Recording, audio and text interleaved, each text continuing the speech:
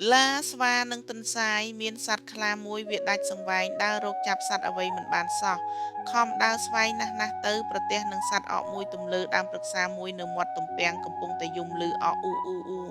ខ្លាក៏លេចមើលទៅឃើញគិតក្នុងចិត្តថាធ្វើម្ដេចនឹងចាប់អានេះបានណោះបើវានេះខ្ពស់ម្លេះបើអញឡើងទៅមុខជាវាឃើញហើយហើទៅកាលណានឹង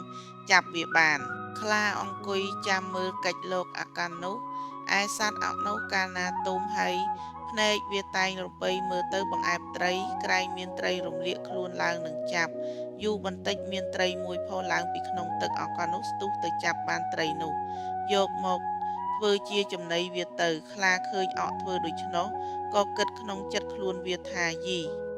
អាកាសនេះវាអង្គុយតែស្ងៀមសោះស្រាប់តែមានត្រីហែលក្នុងត្រពាំងងោនោះវាស្ទុះទៅចាប់បានមួយរំពេចយកមកក្រអែមិននឿយហត់ប៉ុន្មានសោះមិនព្រួយដូចជាខ្លួនឯងខំដើរស្វែងរកស្ទើរស្លាប់មិនបានអានេះអង្គុយធ្វើចងកចាប់បានភ្លាមហើយវាមិនលំបាកលុបលំបាកអោនក្រាបទៀតផង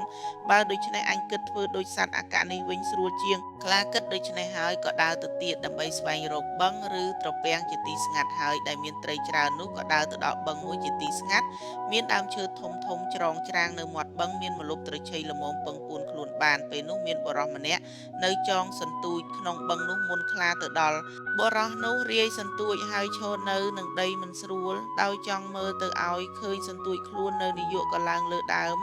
ព្រឹក្សាមួយធំខ្ពស់នៅសង្ងំតែម្នាក់ឯងមិនមាត់ក៏ទេឯខ្លានោះកាលណាទៅដល់ហើយដើរភ្លោកចុះភ្លោកឡើងរកដើមឈើនឹងធ្វើដោយសត្វអកបរោះលឺសូរមើលទៅឃើញខ្លាកំពុងតែដើររួចឡើងទៅលើចុងឈើអង្គុយច្រហមហើយធ្វើសំឡេងត្រាប់តាមអកថាអអ៊ូអ៊ូគាត់មិនមានមាត់ថាអ្វីទេចាំតែមើលហើយគិតថារនេះវាឡើងចុងឈើនៅក្នុងបឹងដូច្នេះតើវាគិតធ្វើអ្វីយូរបន្តិចមានត្រីងើបឡើងស្រាប់តែខ្លានោះស្ទុះលោតប្រឹងរួចងើបឡើងវិញឆ្លក់ទឹកលឺតែខកបុរសនោះឃើញហើយស្រែកថាស្លាប់ទៅអាខ្មោចធ្វើអ្វីដូច្នោះខ្លាឮមើលទៅឃើញបុរសនោះនៅចុងឈើក៏មានសេចក្តីខ្មាស់អៀនខ្លាំងណាស់ស្ទើរតែនឹងស្លាប់ខ្លួនមិនដែលបង់គំនិតដល់ម្លឹងសោរួចណានឹកថាឥឡូវបុរសនេះឃើញអញតែម្នាក់ឯងបើគាត់ទៅដល់ផ្ទះសំគាត់នឹងនិយាយប្រាប់គេថែមទៀតគេនឹងកាន់តែដឹងច្រើនឡើងកើតមានគេឈ្មោះអាក្រក់ណាស់បើដូច្នោះអញសូមគាត់កុំនិយាយប្រាប់នរណាតទៅទៀតឡើយខ្លាបាននិយាយអង្វរបុរសនោះជាពាក្យអោនលំទោនថាអោអ្នកអើយខ្ញុំបានជាចាប់ត្រីធ្វើដូចជាសត្វអកវាមិនបានឯលងទឹកស្ទើរនឹងស្លាប់ខ្ញុំមានសេចក្តីខ្មាស់អៀនច្រើនណាស់បើដូច្នោះសូមអ្នកអាណិតខ្ញុំគុំនិយាយទៅណាមកណាទៅទៀតខ្ញុំនឹងឃើញគុណឧបការៈអ្នកបុរសនោះក៏ព្រមព្រៀងទទួលពាក្យខ្លារួចហើយវិលទៅផ្ទះអាត្មាវិញលុះព្រឹកឡើងមកទទួលយកសัตว์អំពីខ្លានៅកន្លែងសន្យាខ្លាក៏ខាំសัตว์យកមកឲ្យបុរសនោះជាប្រក្រតីមិនហ៊ានខានបុរសនោះកាលបើបានសัตว์នោះនាំទៅផ្ទះអាត្មាច្រើនថ្ងៃពេកណាស់